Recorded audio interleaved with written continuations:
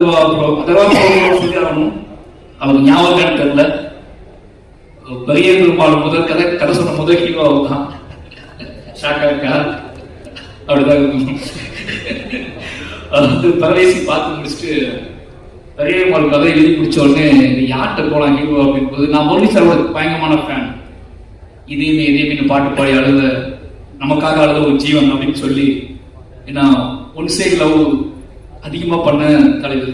ஓகேங்களா? அது one side love அப்படிங்கிறது நம்ம நினைக்கிறோம்.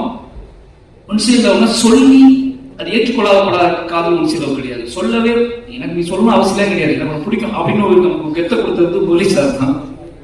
அவர் ஒரு பையன் ஹீரோ ஆயிட்டான்னு சொன்ன உடனே நான் பானா காத்தாடி வந்த உடனே பெரிய பெருமாளுக்குள்ள வச்சு யோசிச்ச ஹீரோ அப்படிங்கிறோம். ஏன்னா முரளி சார் பையன் நம்ம மைதா இருப்பாப்புல நம்ம மைதா இருப்பாப்புல கதை பயங்கரமா ஆக்டா அப்படின்னு சொல்லி மீட் பண்ணலாம் செஞ்சேன், கதை சொன்னேன். பட் ஏதோ ஒரு அவரோட பிஸி ஷெட்யூல்ல அந்த கதை கிளிக் ஆகல. சொன்னா நம்ம அன்னைக்கு ரொம்ப ஃபீல் பண்ண அன்னைக்கு போலீஸா போய் கதை பண்ணலையே, யாருக்கு தான் படத்தை பண்றது, ஹீரோட போயிடலாமா அப்படின்னு ஹீரோ போலீஸா பையனே ஒத்துக்கல இந்த கதையை.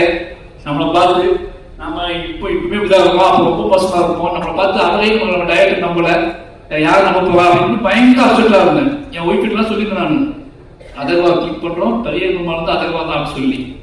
அது நடக்கல.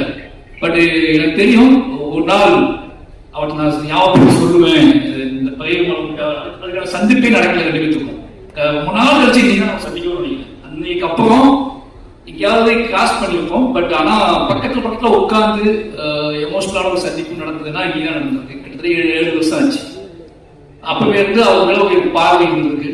அந்த பார்வையின் அடிப்படையில நிச்சயமா அவரு என்ன சொல்றதுன்னா இன்னும் உயரம் போகக்கூடிய ஒரு நடிகர் தான்.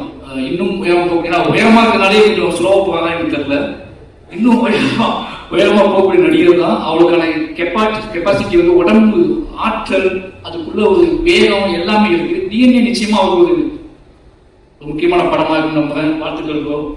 அப்புறம் படத்தின் கதாநாயகிகள் 2 பேருமே நல்லா நடிச்சிருக்காங்க. அவங்களுக்கு வாழ்த்துக்கள்.